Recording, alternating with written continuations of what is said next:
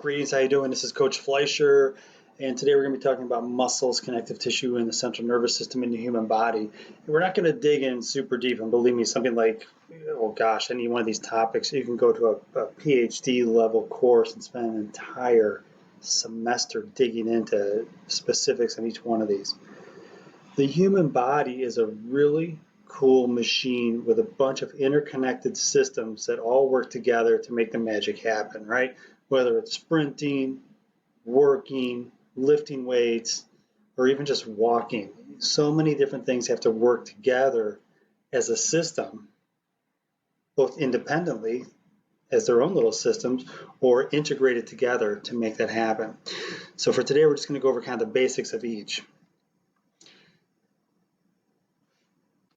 With this class, every once in a while, I like just throw in a quick review of information just to make sure we're kind of all on the same page. And if you look at this, you should recall on the left there, that was a four-stage, as I outlined, a four-stage process because I like to include homeostasis. And it's a four-stage process that the body goes through when you apply a stressor to it. I'll give you a second to think it through. And on the right, we also went over 6 main body parts, and we did them in alphabetical order.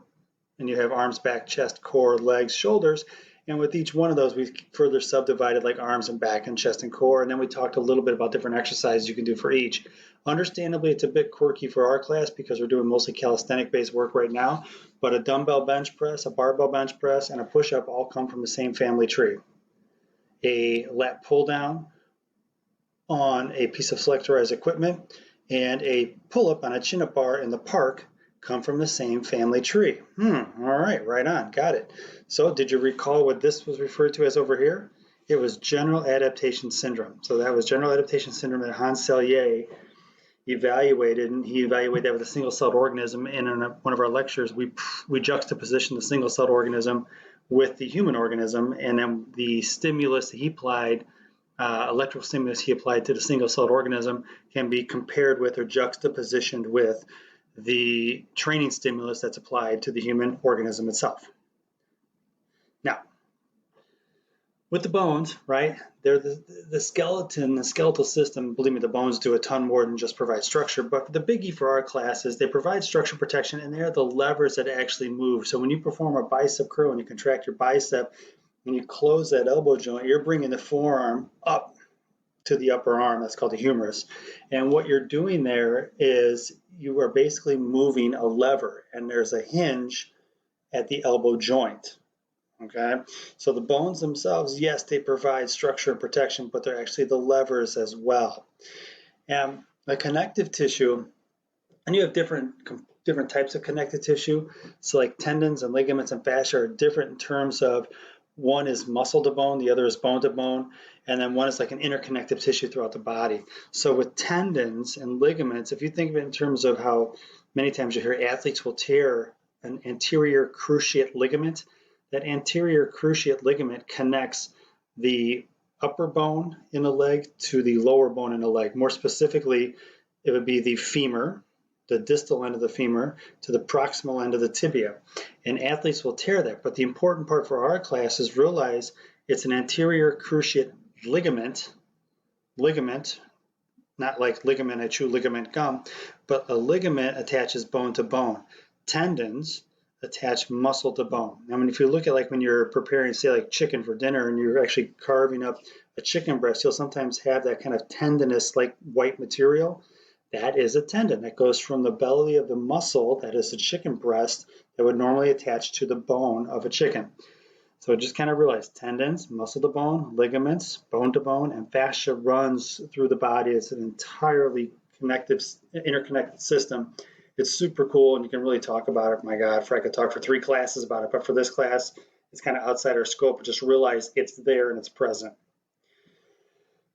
With tendons themselves, if we go a little bit further here, not to get too like anatomical on you, just think of this again. With tendons, here you have the bicep. You're doing a bicep curl. Here's a bone. Here's a bone. That's the joint. So as a person contracts the bicep, they're bringing the forearm up. They're bringing their dumbbell in their hand up towards the shoulder, right? And this joint is closing. To make that happen, You have the bones, which are the levers. You have the muscle, which initiates the contraction. And then you have the tendons, the white stuff down here, that attach to the bone that actually pulls on one end of the bone and brings it closer to the other one. The anterior cruciate ligament and posterior cruciate ligament, I threw this in here so you can kind of get a better visual on this. So the ACL, this is the distal end of the femur, the upper bone in the leg, or the upper leg bone. And this is the top of the tibia right here. That's the weight-bearing bone in the lower part of the leg. This leg ligament is many times torn in athletes through cutting and agility work. Less about contact, more about cutting and agility, but it provides structure laterally to the knee joint. So what I want you to get out of this is realize this is muscle to bone. It's a tendon. This is bone to bone. This is a ligament. That's your main takeaway. So it's the muscle that creates the movement. We'll go back to our bicep curl here. This guy's pretty swole. It's the muscle that creates the movement. The tendon attaches to the bone, and the bone is the lever that moves. The ligament is what holds the bone together with another bone. The central nervous system, if you can think of it like this, it's like the hard wiring in the body, right? So everything in our body is fired, moved, contracted through an electrical stimulus. So that electrical stimulus has to go down the central nervous system. And if you're doing a bicep curl, in this case, it doesn't even make it down here to the thoracolumbar region. It actually comes out here into the brachial plexus, goes down the arm, zap, contracts, boom. And the muscle contracts and the elbow joint closes. Oh, right on. So there's two sides to the system, and I'm not going to belabor this too much, but you have two sides, afferent, efferent. And just think of it in terms of alphabetical order, right? If you go over to a hot stove and put your hand on that hot stove, the afferent side sends a signal up the central nervous system that says, hey, dummy, take your hand off the hot stove. There is then an impulse that goes down, zap, on the efferent side that goes boom, and pulls the hand off the hot stove. So there's this constant kind of afferent, efferent. One is sensory, one is contractile. One fires to contract the muscles. The other actually takes information in. So you have the afferent side is the one that takes the information in. The efferent side is the one that sends the impulse down to contract.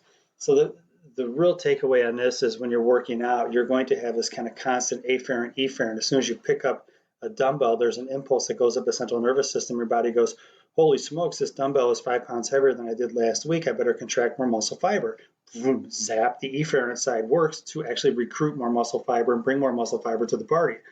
So it's a crucial part of the process, and it's not only for muscle contraction, but for coordination as well. Balance, stability, etc. So the central nervous system is many times, like in newer lifters and people who work out, is kind of like minimized, but it's there, it's omni-apparent, it's omni-involved, and you have to be aware of its function in the human body. So now, go ahead and get yourself a workout, think through some of the stuff we talked about today, and think about how it applies to your workouts. Have a great one, guys.